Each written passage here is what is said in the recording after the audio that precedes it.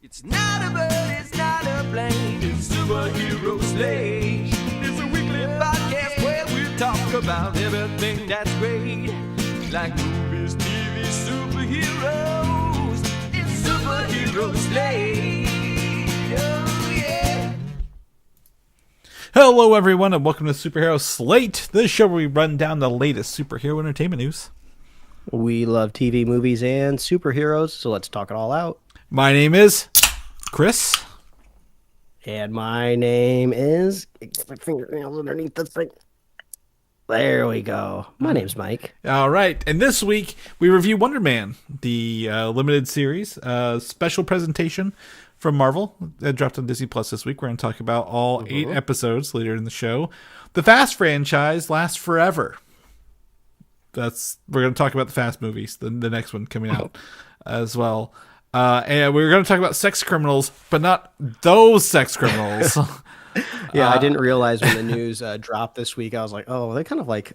They might be cannibalizing their own search terms right now on Google. Well, not a good week to drop that term, but it is a comic series. We're going to talk about that and more on this week's episode. Yes. Chris, did you discern any sort of quality to the popping of my drink here in the intro of the show? Absolutely not. It sounded like you were struggling pretty hard over there, buddy, to be completely are you sure honest. it did?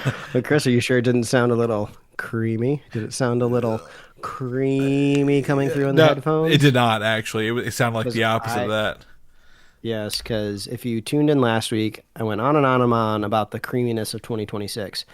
So I'm bringing it right now to this episode. I got another Hum probiotic kombucha nitro creamy with 3 M's blackberry vanilla. And it's a bit of a puzzle opening this thing. I was a little concerned because the first time I had one of these, I opened it, and then immediately after I opened it, I realized there's text that says to shake, shake, shake before opening. So I guess when you are nitricizing a drink, it needs to be activated a little bit. Yeah. So the second one I had the other day, I kind of vigorously shook it, and when I opened it, it went absolutely everywhere. So there's no metering here. There's no essence of how I'm supposed to be shaking it. So I did a little kind of not a shake, but I did an up, down, kind of twist of it.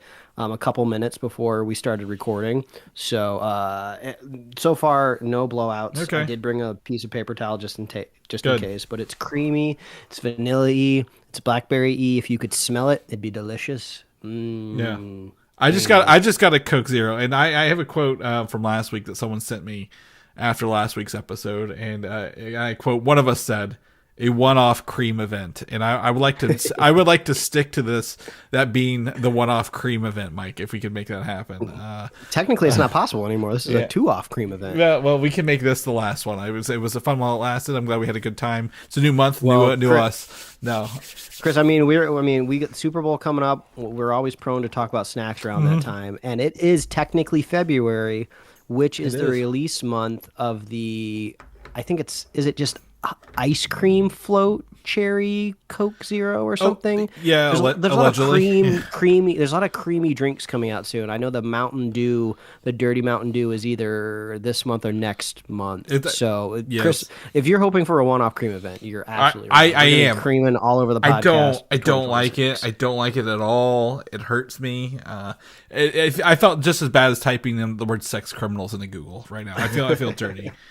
I am playing. I have a little fidget toy. Usually when I'm on the show. Today's fidget toy, Mike, is actually something I don't know if we haven't talked about yet. So McDonald's is bringing back the changeables.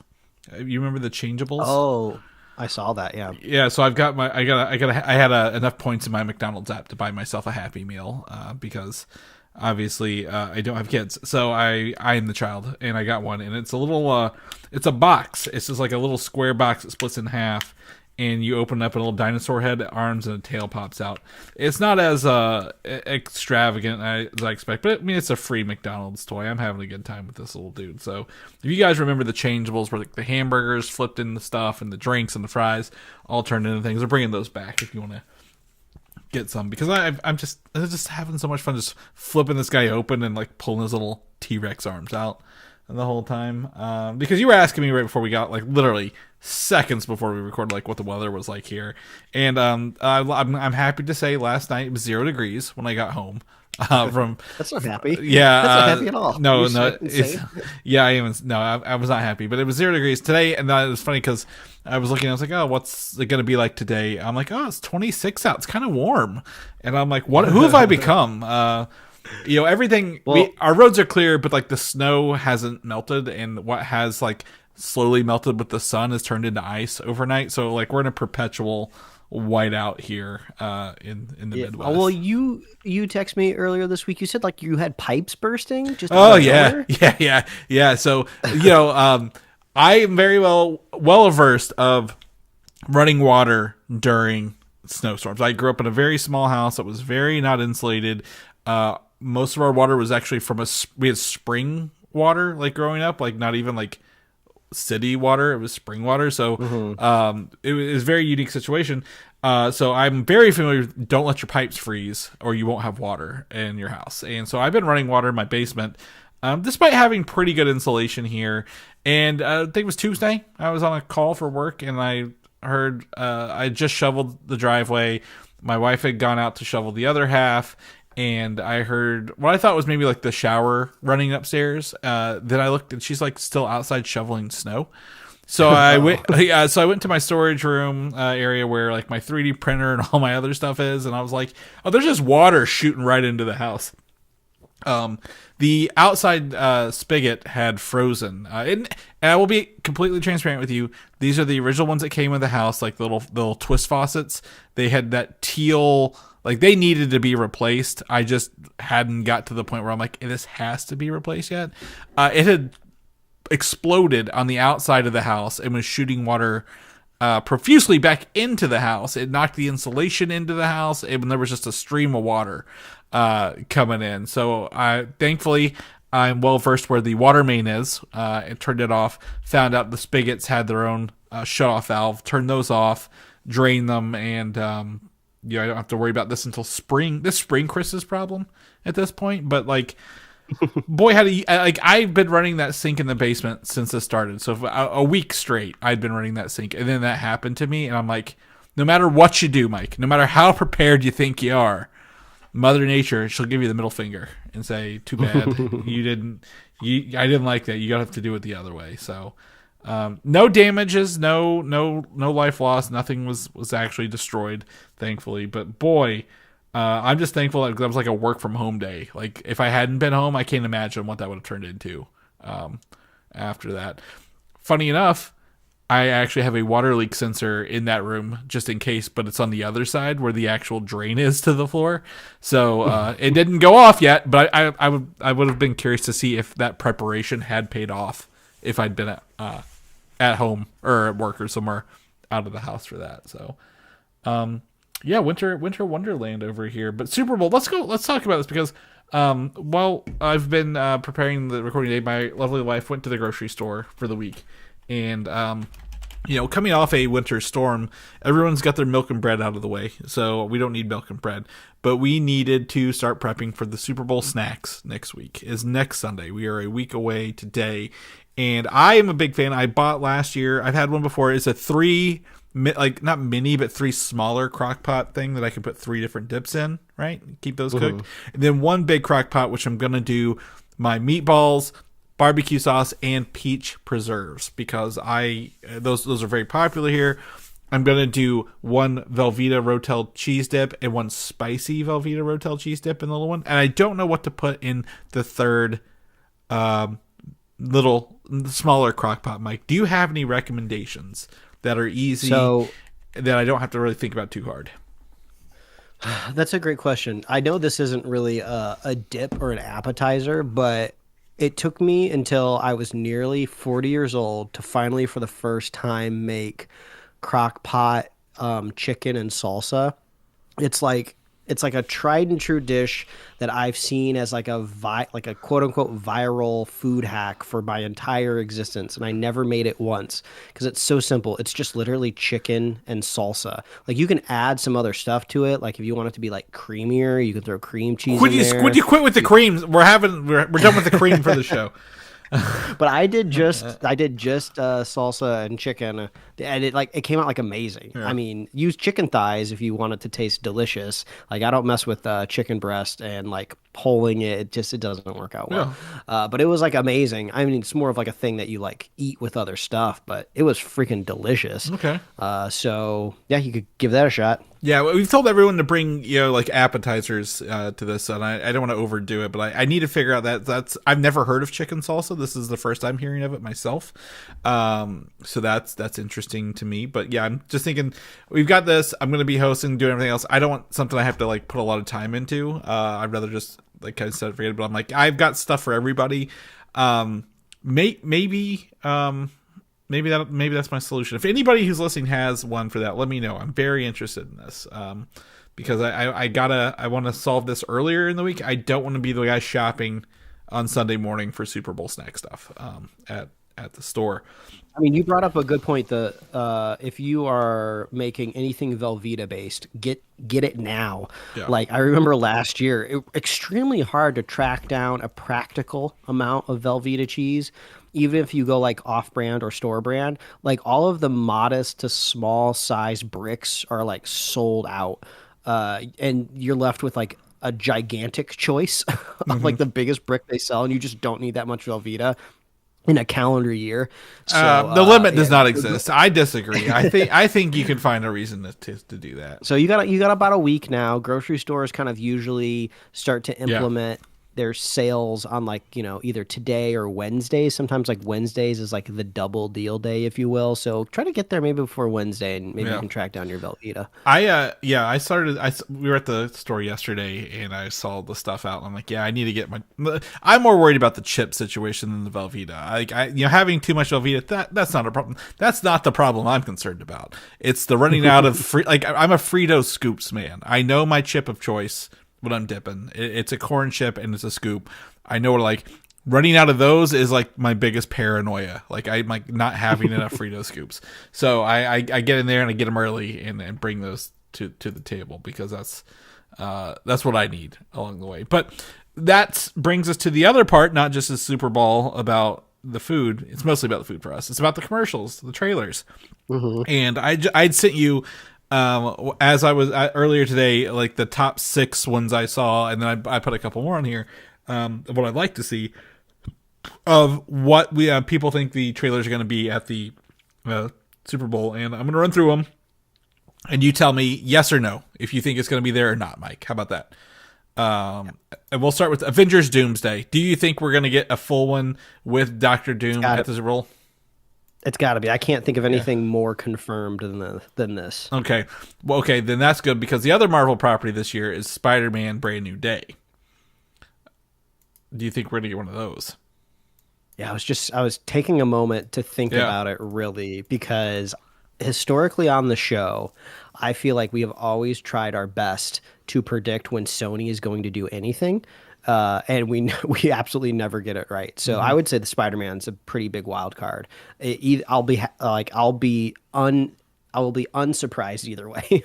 I'm going to go with yes, simply because I've seen the leaked trailer so many times. I'm like in different places. I'm like, they have one. They're sitting on it. And this is obviously, the closest thing that, Marvel and Sony get to $1 billion movie for a solo character. It's got to be Spider-Man, right? Like, even what was the one in No Way Home? It got $1 billion plus kind of thing. So like, this is a big property in a very busy year of movies. So I'm gonna lean yes. Mandalorian and Grogu, a full trailer. We haven't seen anything in a hot minute. It feels like for this. I feel like the one we got for Avatar was the same one I've seen several times. I need some story points. I need some action. I hope they have this, Mike. It comes out in May. If not, I think they're leaving an opportunity on the table. What do you think? Yeah, I think we need an element in one of these trailers to kind of start the hype train.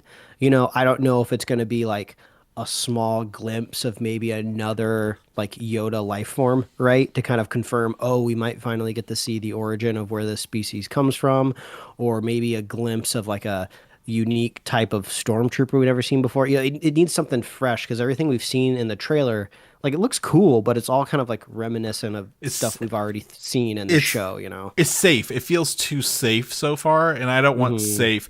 I do think Rada, it's not Rada, it's the Hutt, the Jabba the Hutt's kid, who's in this is like a gladiator. We've seen like the back of him. I want to see that in action. I want to see how they handle a buff Jabba the Hutt character in this show, and it's voiced by Jeremy Allen White, so obviously big actor there. I want to see that. I don't know what else to bring, but I think we need that. Toy Story 5. I think last time we just got was a teaser, like the tablet is coming. This movie, Pixar does, we talked about this all the time, Pixar does a shit job marketing their films. Like every time we talk about a Pixar film, like, yeah, it's a great movie. Nobody watched it because nobody knew about it or didn't care about the trailers. So I feel like we're going to get something, but I think it's going to be not enough to get people talking after the Super Bowl. Any thoughts? Yeah, I was just thinking back to some of the Hoppers trailers that we have seen. I mean, I don't know if Hoppers makes it into the Super Bowl because is it coming out too soon and it doesn't need the marketing push. But those trailers have been hilarious because the movie just looks really funny. So, you don't really need like a gimmick. I feel like Pixar is always great at making trailers with gimmicks in it, which kind of maybe leaves you a little bit more confused than anything else. Or like, oh, is this actually going to be footage in the movie type of deal, which I feel like the Toy Story teasers 5 that we've gotten, like it doesn't look like it's actually footage from the movie. It's more looks like it's just made to tease us. Yeah. So, I'm excited for Hoppers. So I would think that they have a trailer ready to go in front of Hoppers, which I think is March. So we might see Toy Story. Yeah, I think Toy Story is the Hoppers may be a sleeper hit, but Toy Story is the one that needs to land, right? Like that's their. Is that Pixar's golden child? Is this their bread and butter? They're like, this is the one they started and have ridden. I mean, surprisingly longer than anyone ever expected. I just saw a headline. I'm not familiar with this rich individual. But there was a headline that this person was opening their own feature animation studio, and they already had maybe it was like a first look deal or something with like Sony or something like that. And this feels like it's maybe riding off of the high of these billion-dollar box office successes of like Inside Out 2. Zootopia 2 just passed Avengers Endgame in China to be which is absolutely insane. Like you never would have expected it. So I wonder if like Hollywood is starting to go like, oh, maybe the solution to like our box office woes and not being able to get those pre-pandemic numbers is just to crank out some, I would say, good animated movies. They might not be taking that as the lesson, but yeah, good animated movies. Yeah, I think the turnaround times are worse on those, but we'll see what they can do. But speaking of animated movies, the next two as well, Minions 3. I absolutely expect a Minions trailer at every Super Bowl, even if there's not a Minions or Despicable Me movie. It's like a parasite that you can't get rid of. Well, I just saw that. I think the title is going to be called like Minions and Monsters. So this doesn't really, this is not going to get me to go see a Minions movie, but at least it could be kind of fun if there's like literal monsters in it. Like, I don't know if they're talking about just generic like blob with fangs and bat wings, or are we thinking Dracula and Frankenstein? But that would be kind of cool if like the Minions were like working for Frankenstein. That'd be fun. Yeah, I think maybe the trailer I saw was like maybe even like, was it maybe Despicable Me 4? They had like the superhero style Minions, like where they were all like, this one's a Hulk, they have like powers, so could be that. I don't know, but yeah, I think that would be, short of jumping the shark, how was it the movies used to be like Laurel and Hardy meet the Wolfman and stuff like that, like stuff. So I don't think it's jumping the shark yet, but it is Universal, so you're probably right. Super Mario Galaxy movie. I know last week we talked about this. I don't think if we get anything, it'll be a cut down of that one. I don't think it'll be new. I think it'll be a cut down. But Nintendo's got money. I don't think we're getting to go see the full trailer on YouTube. I think you're right. It'll be like a 20, 30-second spot. I don't know if there's are there like Super Bowl minimums? Can you like get just 15 seconds? Yes. It'll be like Yeah, I think, maybe one extra new clip of like Yoshi, but yeah, same cut, but maybe one new angle of Yoshi maybe laying an egg or something like that. I do think they have. I think 30 is, but I swear to God I've seen those 15-second ones where they're like, this is like back when the Tie Dad eras or the Doritos era, they'll just do like a quick callback to their original 30-second. So maybe it's in the later half of the movie or half of the Super Bowl, if they're looking to do that. So I don't know. My two guesses, I think we're going to get a Mortal Kombat 2 trailer. And I only say this, Mike, because that movie's coming out in May. Like, this movie has to kick off the summer.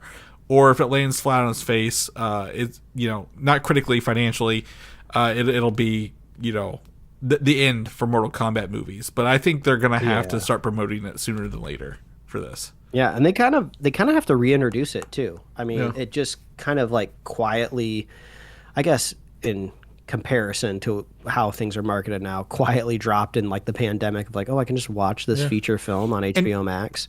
Nobody remembers it. Well, that, and also they did the marketing like 2 years ago, year and a half ago, because they thought it was going to come out last fall. And then when the Avengers movies moved, they moved it up to May. And I was like, oh, this has gone dormant. This is essentially sitting dormant until it kicks off again. So that needed to, and then also with the hype of Street Fighter, right? Street Fighter's coming up. I don't know if you noticed, last night was a UFC title fight or something, and one of the people in Street Fighter was going for the lightweight title in the UFC. Like I think he's actually a fighter / actor kind of thing. So a lot of synergy there. So Mortal Kombat 2 needs to get ahead of Street Fighter, even though they're different parts of the year. And then lastly, Clayface. This is something from DC. We've seen the Supergirl stuff. We've seen the Lobo stuff. I think Clayface will have maybe a sneak introduction, right? This comes out in October.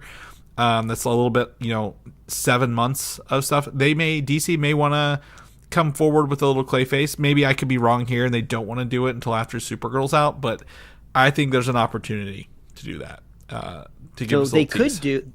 They could harken back to their old days, right? Remember when they made that Super Bowl commercial promoting all of the DC stuff that was going to come out? Like the fandom.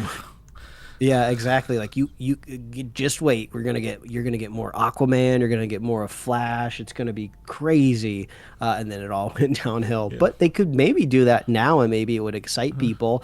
They could show like Supergirl, because they got footage for that for sure. Yeah. They could show Clayface. I'm sure they got more stuff from Lanterns, Creature Commandos,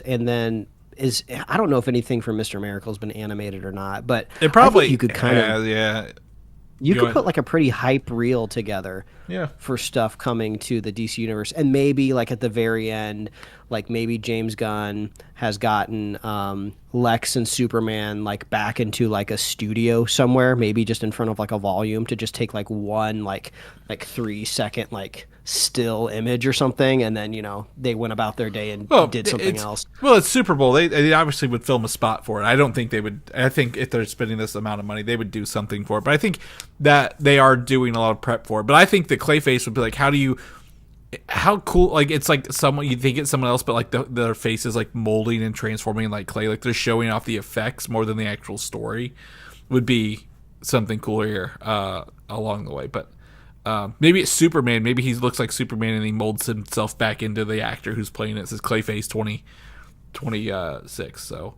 I don't know. That's what I want. Is there anything I left off here? I mean, it's hard to not know what you don't know, but I think for TV shows, Disney Plus, we're going to get like sizzle reels, nothing standalone.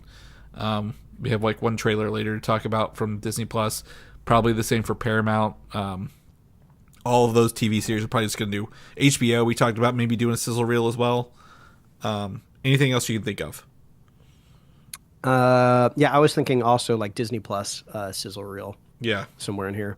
Yeah, I think so. I think they'll do a Disney Plus sizzle. I think everything. Moana 2 is probably a high chance with The Rock and how much that movie costs, but I don't know if we're going to... I'm not going to put my money on... Like, I'm not going to go into, like, here's all the Disney stuff, but I think, we're going to see The Rock this year. I have a extreme dark horse idea of... I think, didn't Universal pick up the Lego rights for, like, Lego movies, like, years ago? We haven't heard anything about it. Yeah, I could It'd be not kind of tell cool you. if maybe it'd be cool if they like drop some news during Yeah. the Super Bowl of like, oh, we're gonna Legofy this.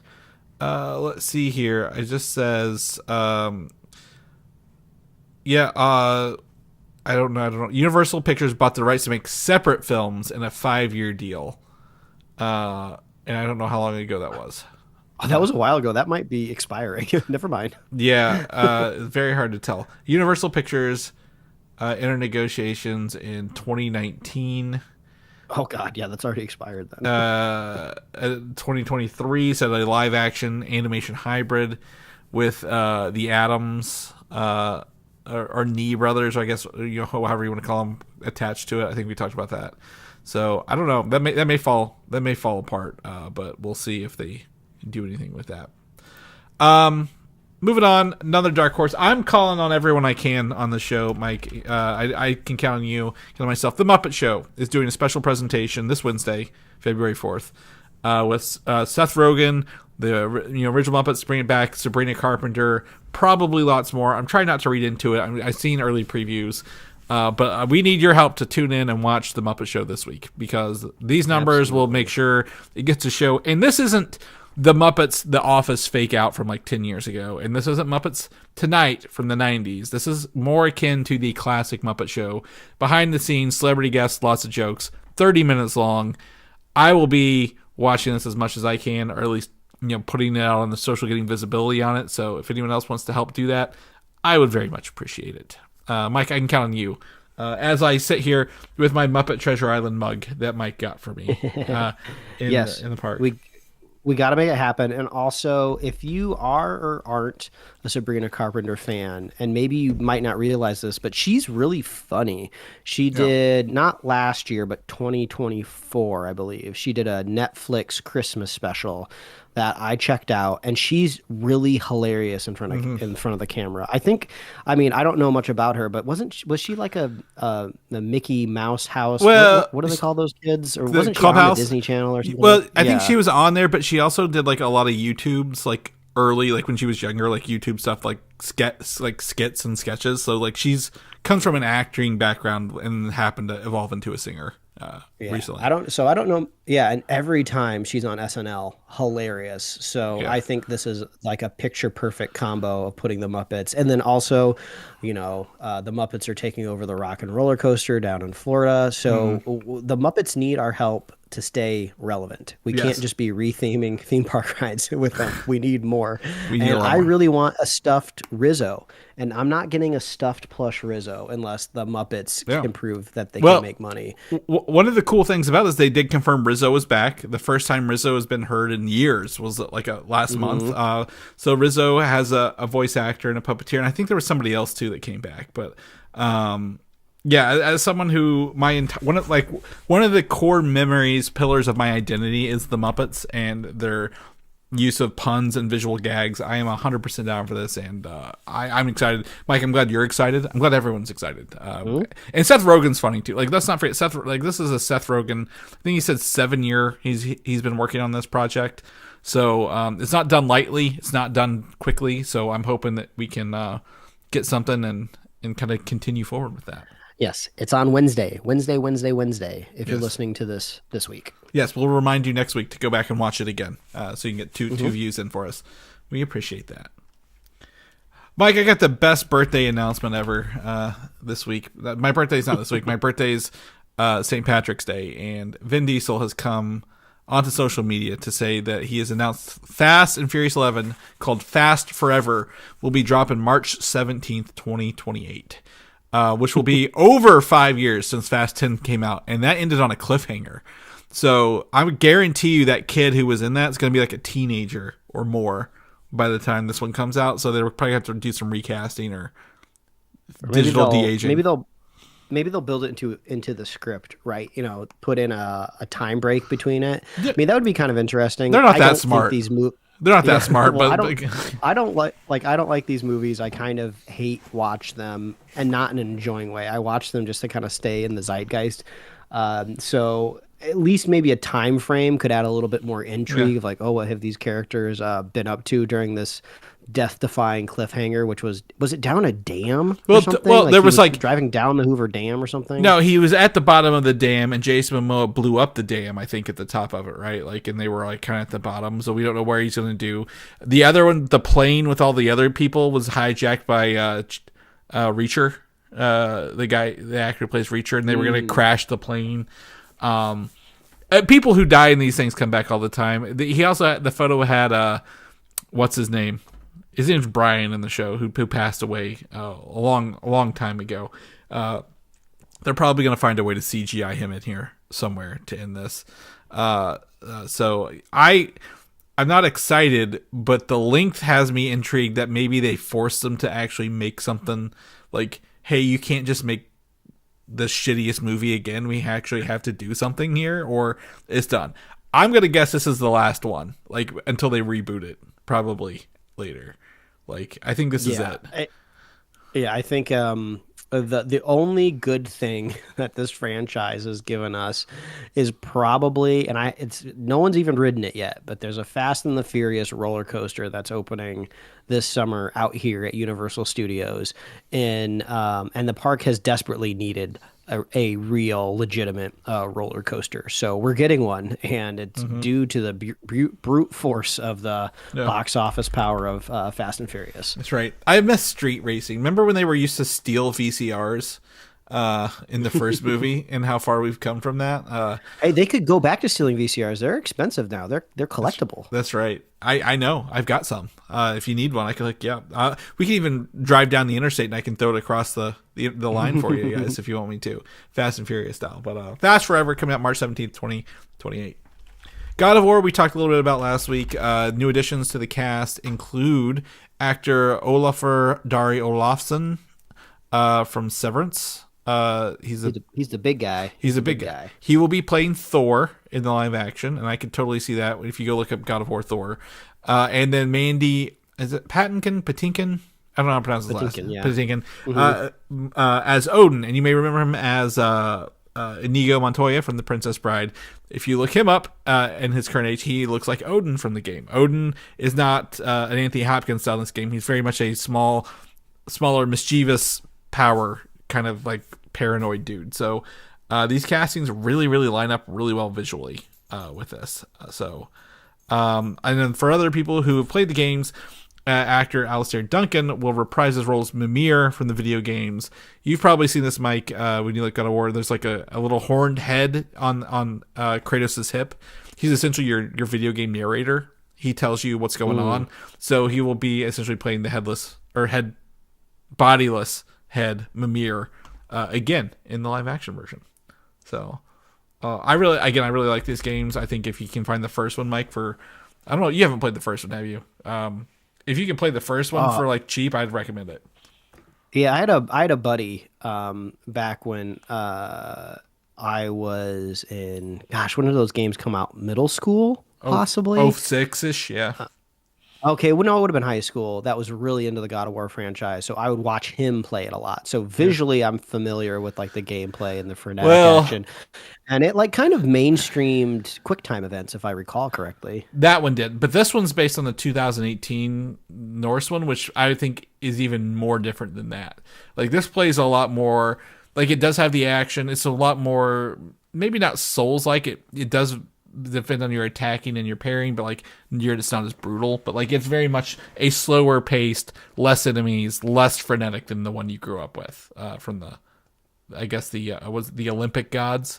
The Norse one's a little slower, a little more brutal, but the story is fantastic. Even if you put it on easy and play through just for the story, worth every penny in the first movie or first game as well.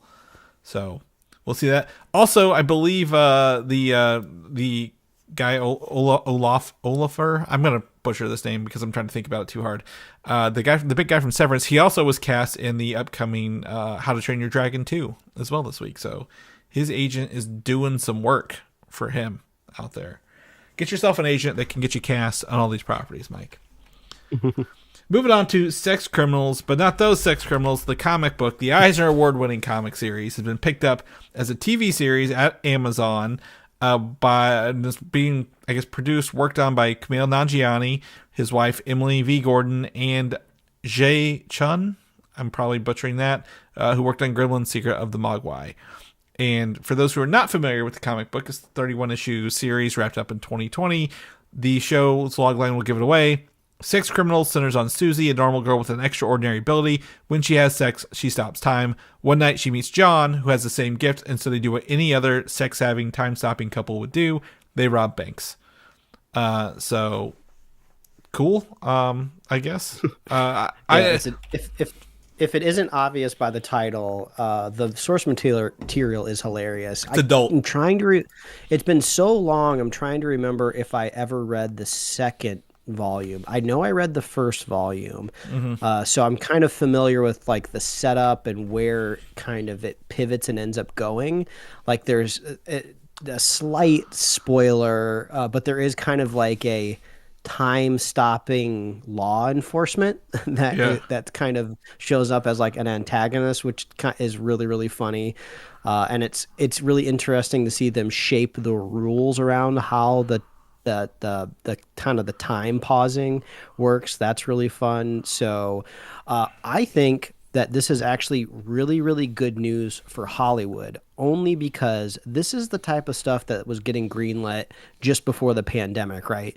When like streaming was at its peak, and it was like, like it's the South Park joke of like, and you're greenlit, and you're greenlit, and you get a season, and you get to be a TV show, you get to be like they were turning TV shows, anything than TV shows, they were mining like C-list comic books or indie comic books that you've never heard of. Remember when Vin Diesel was Bloodshot for a little bit? Yeah, exactly. And then once Hollywood started to turn, all of those projects like dried up. They're like, no, we're not going to risk. We're only using like AAA gold chip IP moving forward. And now that this is coming back in, because I'm almost positive there's a headline where Sex Criminals was already being turned into something. And I think maybe Matt Fraction was possibly he's a writer of the comic series. Or, I think he might have been maybe penning the screenplays or whatever. Yeah. So I think this has already tried to get going. So the fact that it's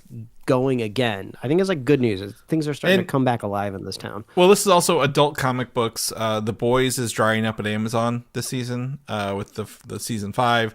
They need more adult-oriented comic book material. This would be perfect for that. This aligns I wouldn't say if you're into The Boys, but if you're okay with that kind of, again, adult content, this is where it would live. So in Amazon, they're on fire with obviously Fallout. We'll see how the Lord of the Rings stuff wraps up. But this is the kind of stuff I'd be interested in. There are a lot of not superhero comic books out there that are really, really good and have small runs or need to be adapted with that. And that's a good segue into my next topic, Mike. Are you familiar with the Cosmere Universe at all? So this is funny because I'm only familiar with it because it has gotten so popular of a book series that it has kind of bubbled just into my like periphery. There was like a YouTube channel years ago that I was watching where like one of the hosts was like recommending a book. I think it was like an Audible ad maybe. And usually in these Audible ads, they try to like recommend like, a book that you should listen to. And they went on and on about like this Brandon Sanderson universe of like Mistborn or whatever. And so I briefly looked into it. I was like, okay, it's some sort of fantasy thing or whatever, and then I just forgot about it. But now it's reared its head again this week. Yeah. So I hit my news articles, and then a listener of the show, Marshall, is a huge fan of this. He wrote to tell me about this specifically because he's very excited. And I agree. Like, this is actually a very interesting deal. When we talk about the content, I'm not going to pretend we know the content. I've never read this. I've just seen the titles pop up. But Apple TV has gotten the rights to this shared world written by and created by Brandon Sanderson. And it includes the series Mistborn, the Stormlight Archive, Warbreaker, Elantris, and more. There's so many other things. And they've already even got a plan for this in place where Mistborn will be films and Stormlight will be like prestige TV, kind of Game of Thrones kind of thing.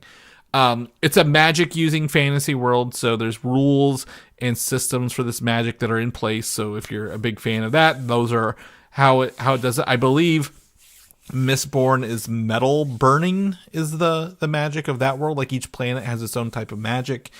But the interesting part about this is that this was optioned, I think, 2018, but it fell through. Is that this whole thing created by Brandon Sanderson? He will also write, produce, consult, and hold approval rights for everything that comes out of this franchise with Apple. And I say Apple TV, but it also does include movies and theatrical releases.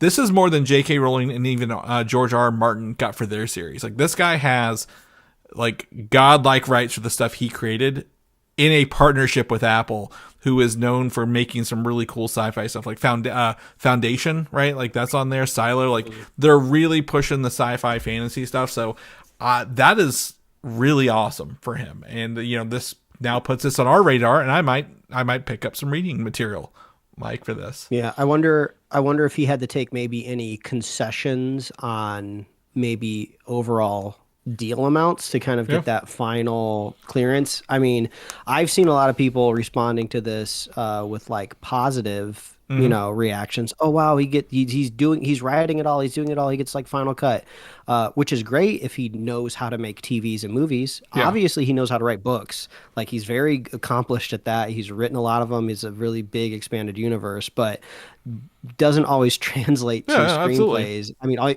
all you have to do is look at the Fantastic Beasts movies. Like Rowling wrote all of the screenplays, and they're all so boring and dumb. Yeah. So, and she's a totally different type of person, so maybe that factors into it too. Right. But I love sci-fi and a new franchise on the looming, which is, I guess, technically original material from this one person. So there's a lot to be excited about. Yeah, and I think the difference is here, if he's adapting what he's already done, is different than whenever Rowling wrote the Fantastic Beasts stuff, because it wasn't done yet. Like, there was no adaptation, right? So I think there's a little bit of difference in here, and he'll probably include writers. I don't think he's going to be a one-man thing. He's not James Gunning this universe, probably.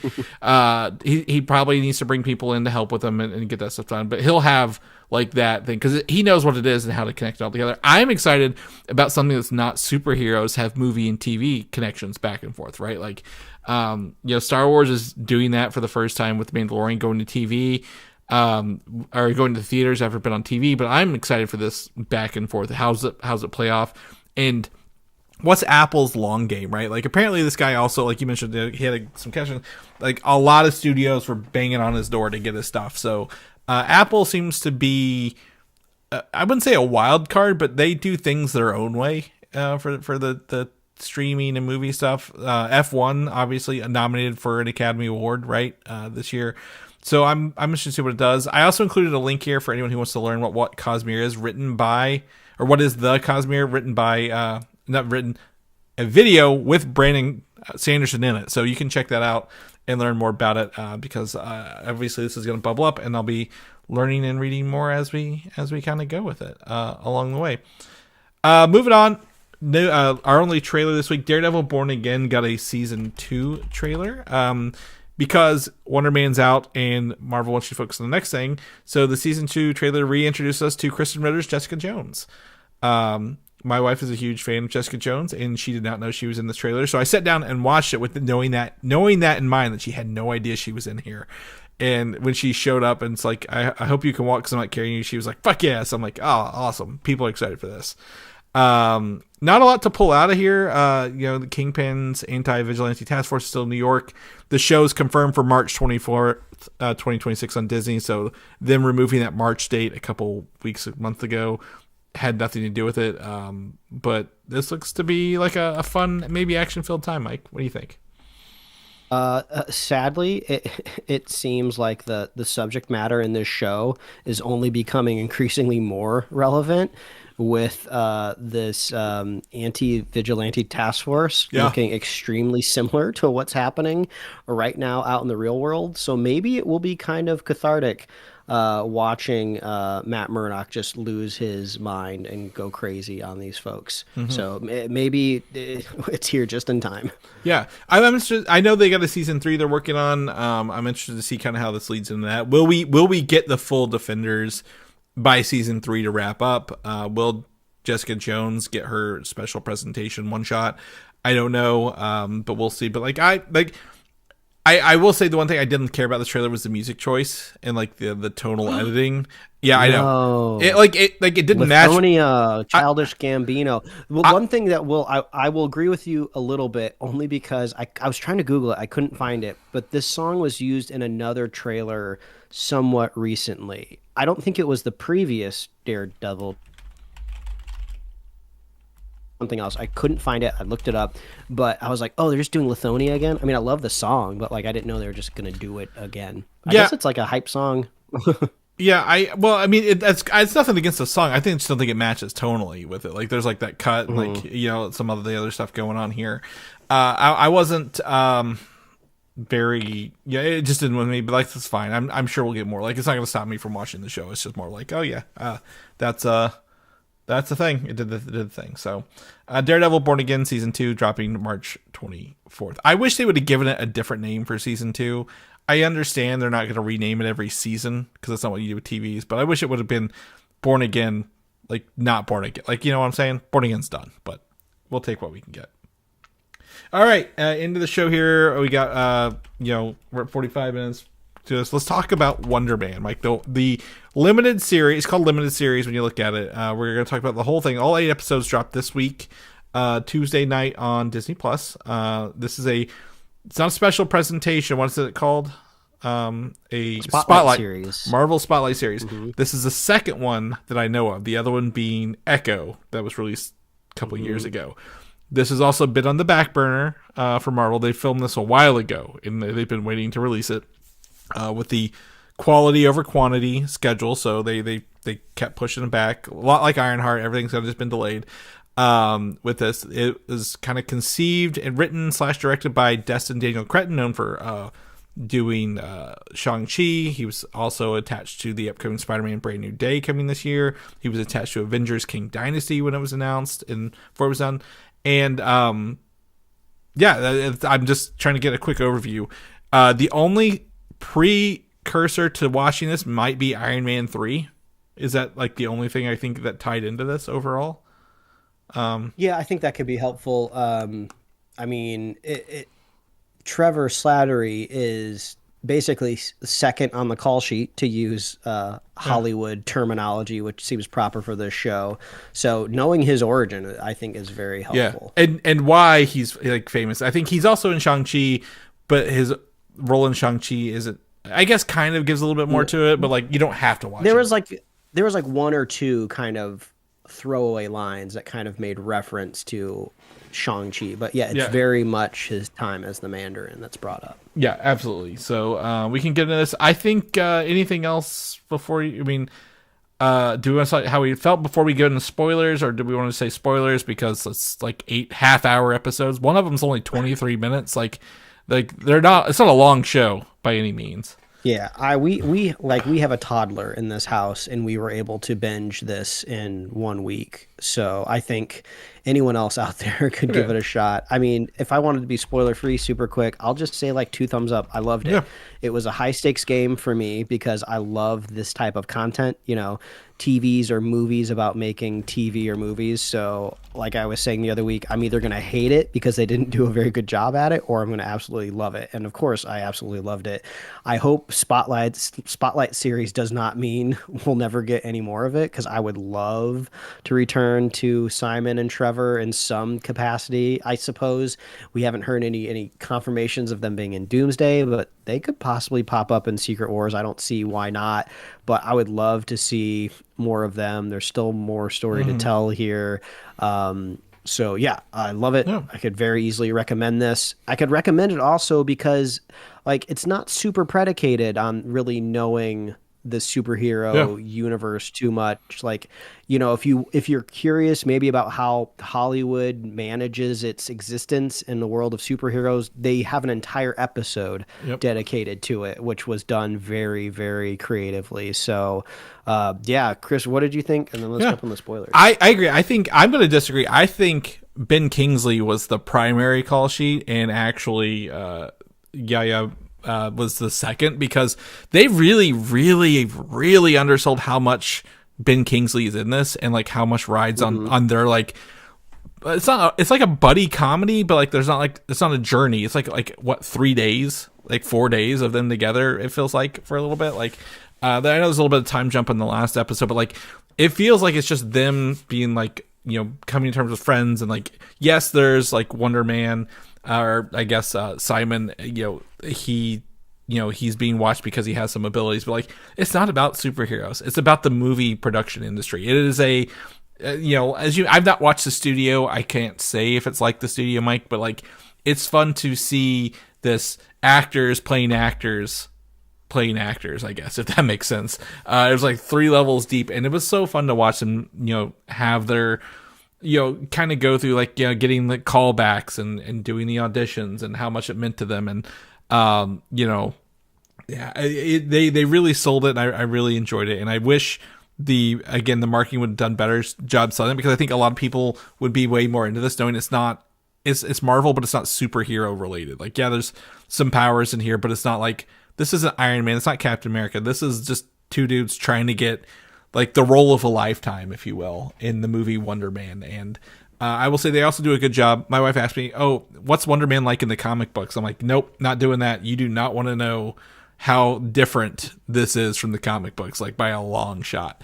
So really appreciate them not having, like you said, you don't have to do your homework on anything. So I had a great time. I loved it. I'd recommend to anybody. A lot of people I know who would probably normally dislike superhero shows have written to me and said they enjoyed it as well.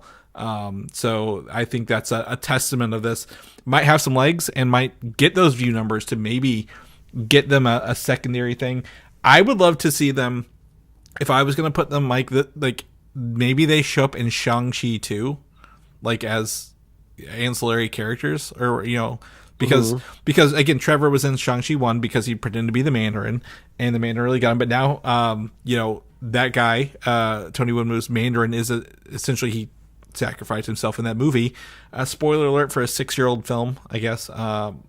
But you know, he's kind of released of that, like, oh, the real Mandarin can't get me anymore. Not that was ever a big part, but had a good time, love it, recommend it. Let's get into spoilers, because I feel like I'm going to say too much and I don't want to, because it's just so, there's a lot in here for 8 half-hour, 20-minute episodes, right? Like a lot more. I will say, I didn't expect the episode 4, the Doorman episode about the Doorman clause, why superheroes don't work in Hollywood, being black and white the whole time. That was interesting. That was a creative choice I didn't expect. Nor was Josh Gad singing a remix to his a summertime Olaf song from Frozen.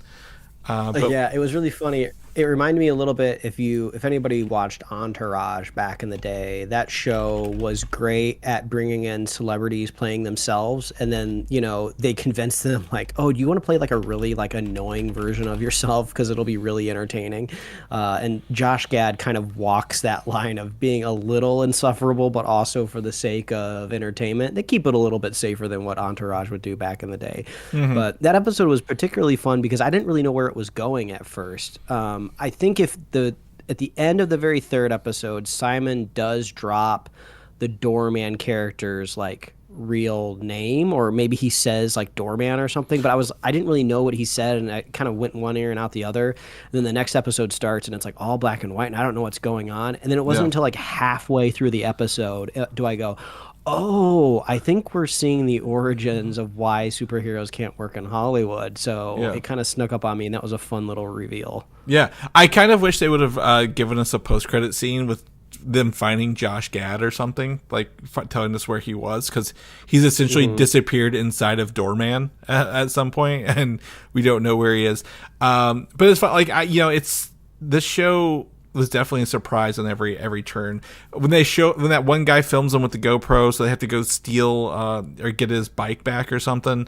And you like, oh, they're making drugs in here, Breaking Bad. So I was like, no, we're making tahini candy. like that's all. And the other guy's like, yeah, I just got greedy on the candy. I'm like, this is so funny. Like, it's very unexpected. Yeah. And it's also it's an interesting, realistic way to do it too, because like, yeah, I suppose it's like, it's a Disney Plus. You're a superhero show. It's like, I guess you're living within the PG-13 realm. So yeah, you could show drugs, but this is kind of like a fun way to subvert it and keep it light. Like whenever Simon and Trevor are in the car going somewhere, it's just it's always hilarious. It's always so funny.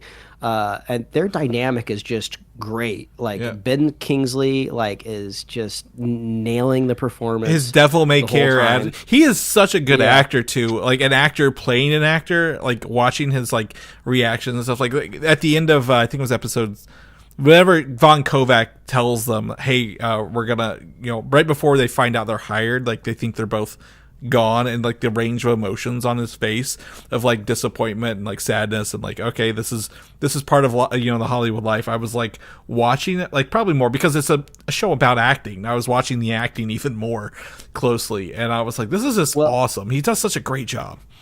Yeah, and it makes so much sense. I read this week that originally this show kind of evolved out of a standalone Trevor Slattery show. I guess they were going to do something with him. I don't know how early in development it was. This definitely sounds like an idea that was greenlit out of the Chapek era of like make 1,000 things and do it now. So I guess it makes sense. Yeah, he's in it so much because originally like, oh yeah, this is a Ben Kingsley vehicle, and it makes total sense. I mean, you got Ben Kingsley like, on contract. Let's get him in some stuff. And I'm just so happy that it turned out so well. And, Iron Man 3 is not my most favorite MCU movie. And I was not super sold by the turn of events of turning the Mandarin into just like a goofy one-off joke. But weirdly enough, like Marvel has done a really good job, like actually like making me bring it happy around that moment exists. And they brought it around. Like they've done a really good job of just like, oh yeah, he was just an actor.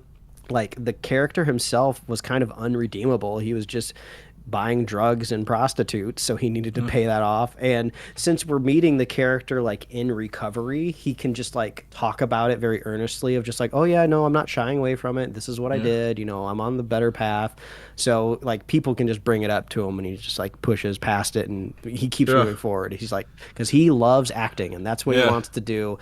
And it feels like it's just a very good writing. It's just very straightforward. You introduce your main characters, we have their goals, and then you put roadblocks in front of them to add drama. It's like they didn't try to reinvent the wheel here, and it just all plays out very, very well. And I will say it got to the point where Simon Williams, guy who plays him, did such a great job that he was so fucking annoying on set of like American Horror Story, where he's like, I'm doing this, and I was like, you just need to die and lay here in the blood, and then like, oh, you're fired, and they all applaud him because it was his last day on set and his part was cut. I was like, and then he was like doing that later, like in the episode with Von Kovac, and Trevor was like, just change it to where it says, "I'll never forgive you." Like, and then I was like, yeah, solved. Like Trevor's that devil may care, like, wherever the wind takes me is fine. I'm good with that. That's the way life has. And Simon's like, I need to control everything, or I'm gonna panic attack. So it was very much that yin and yang. It was so good to see that. And honestly, like you said, like them together were like some of the best parts. Like you mentioned the car, like when they get in the car, seatbelts slide back, like the old seatbelts that go up and back. They're running from the guys trying to shoot them. And honestly, like it was a very like even the turn of events at the end where you find out Trevor was the DODC hired Trevor to spy on Simon, and it's like they didn't try to hide it or drag it out. It was a reveal, and then it was handled right there, right? Like it wasn't like, oh my god, what are they gonna do? Like they're gonna mope around, and then they bring it back around again, Mike, where Trevor gets to play the Mandarin yet again to take blame from the explosion, and and I think maybe one of my favorite episodes might have been the last episode. I love the part where he goes to do his like method acting with this just like random dude out in the desert. And then I kind of started picking up on, I was like, oh, I think I know what he's doing here. Yeah. You know, he is using his superpower, which is actually acting, is his superpower. Yeah. And his, what is it? He ionizes atoms, or what did they call it? I don't know. He's got ionic energy. Like essentially, he's ionic energy. Yeah, yeah. But like that's like his secondary superpower. Like he's like, I'm going to literally act my way into the supermax prison. Yeah.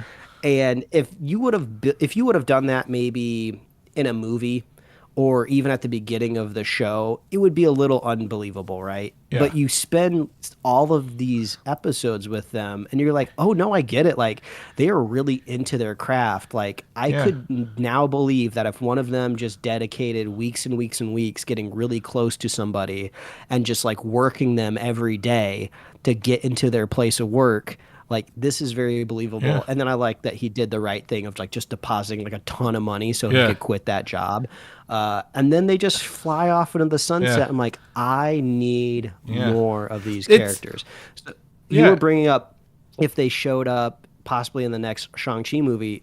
Now that I think about it, that's like a really good idea, because like Trevor Slattery, he's like an escaped fugitive officially. So where is he gonna go? Twice, right? Yeah. So they can't really go back to Hollywood. But like if they could track down Shang-Chi, you know, Trevor was like very integral to like him and his hero's journey. So he kind of owes him a favor. Like maybe wherever he's hanging out, they're hanging out, and then they go off on their supposed wreckage of time journey, maybe, if that still ends up being the movie. Yeah, it may not be wreckage of time, but I think, you know, Destin Daniel Cretton has given us again 2 Trevor Slattery movies and only 1 Shang-Chi movie so far, and he's done a great job like handling the character and the material in both of them.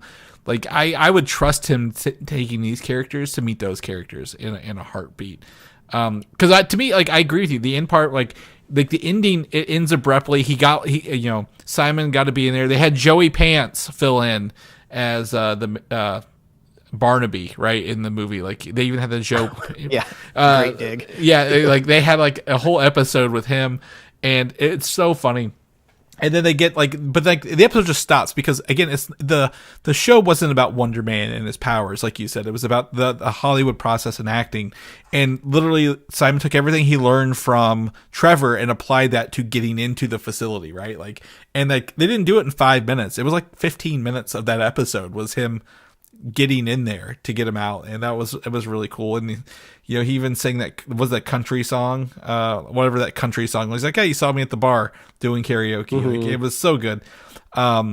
We just finished the last 3 episodes today. Like I don't know if it's something I need to go back and rewatch, but like it has just been like the journey was really fun for these characters, and I can't put my finger on it, but it's just the camaraderie and the earnestness of the show that really goes a long way for it. Yeah, I think this is a really good sign, because I wasn't really super familiar with the work of Destin Daniel Cretton before he kind of exploded onto the scene with Shang-Chi. And, for the most part, we like Shang-Chi. The third act has some things that, don't excite me that much. But overall, I liked how he brought the character to life. And then I'm just looking at his IMDb right now because I forgot that he was an executive producer on Tokyo Vice, which is like a show I loved. And then he comes out with this Wonder Man. It's just like, oh, I think I'm actually like a really big fan of Destin Daniel Cretton, and I didn't realize it was happening in real time.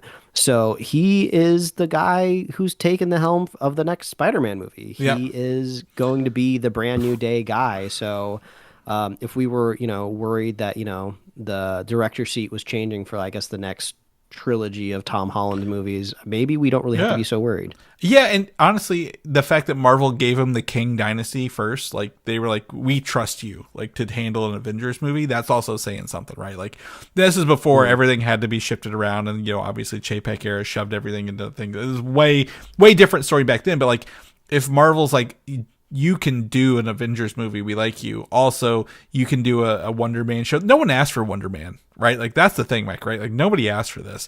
Nobody knows who Wonder Man is. We don't need real Wonder Man from comic book Wonder Man in this, but it was great to see it, and I'm glad.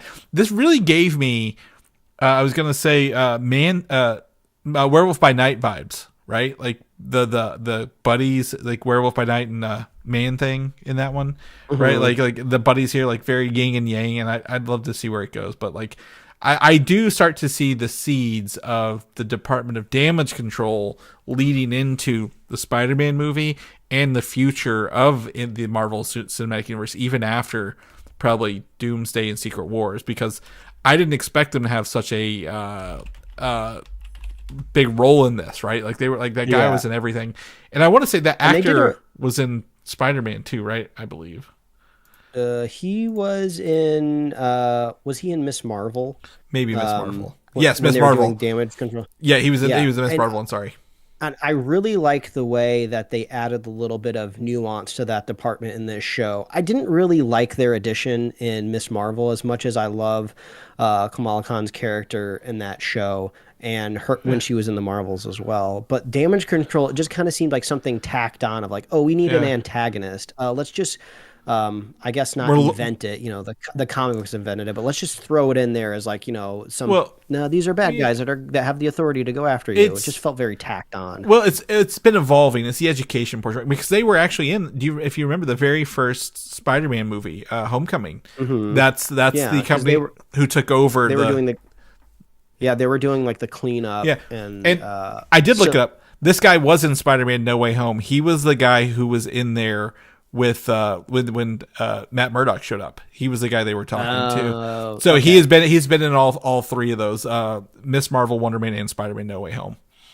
I like how they painted them as basically like, you know, an arm of the federal government that could go away at any moment, right? They kind of have to prove their worthiness and their existence. So it kind of puts them on the back foot. It gives a little bit more motivation of why like Trevor is getting leaned on so hard. Yeah. And it's all about kiss-assing in the office. He's like, yeah, it was thanks to your leadership and everything, we got this done, right? Like, yeah.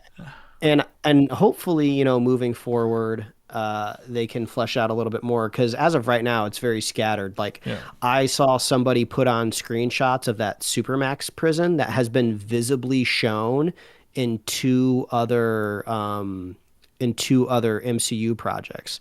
I think Miss Marvel, I don't know, it has like a brief shot of it, and then there's another property that shows the prison, and She-Hulk. I had zero idea. She-Hulk, and I had no idea. Yeah, like I guess in She-Hulk it makes sense because she goes to that prison, but I don't remember what it looked like, and it has a visual flair to it for sure. But you know, there's so much time in between the viewings of it, and we never really get to spend much time there. They have that, and they also did the raft in Captain America, so you never know where the fuck you are in these buildings. I think the Miss Marvel one is actually probably closer to New York than this one was, but. That's a different story. The raft is so much more iconic because it was introduced, you know, in an MCU film. We got an extensive look at it in the Marvel Zombies. Yeah, you know. Right.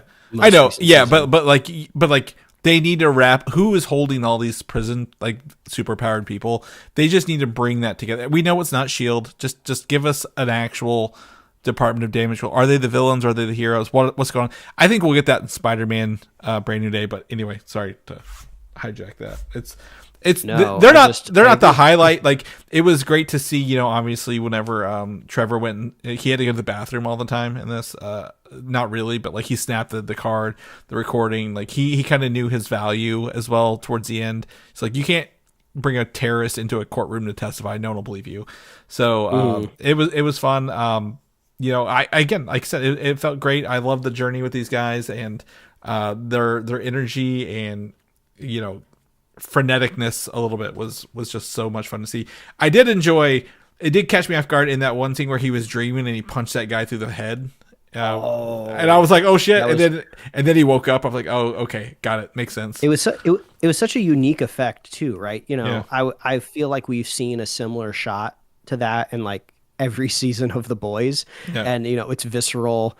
There's lots of fluid and viscera flying around, but in this one it's almost like charred. It's like punching like sand or like charcoal or, you know, something like that. So it was very taken aback. Yeah. But yeah, I had a good time. Like I would recommend this to anybody, even those on the fence. This is going to surprise and delight you more than I think it would. And if you need that superhero fatigue, they even touch on the idea of superhero fatigue in this, like very early on. I understand that, and then some people may not want it, but this will definitely not fatigue you with superheroes along the way, if that makes sense. Any other closing notes on Wonder Man, Mike, before we wrap it up here?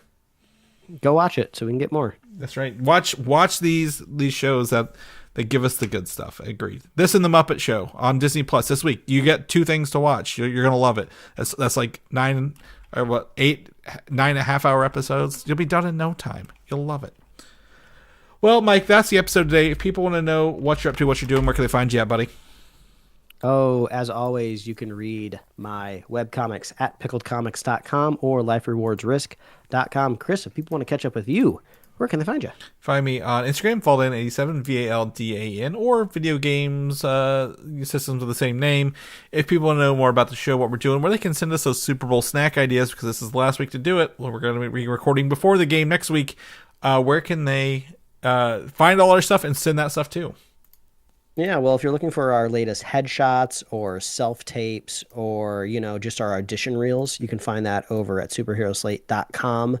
Best place to find everything we do here at the show. We're on Apple Podcasts, YouTube, Spotify, wherever else you love to listen to podcasts. I swear we're like one of the last podcasts that doesn't demand your eyeballs, just your earballs. Mm-hmm. So we love our super fans. If you want to be a super fan of this show, all you have to do is share the show with a friend, share the show with a buddy, and we will be here every week, folks. That's right. We'll catch you guys next week.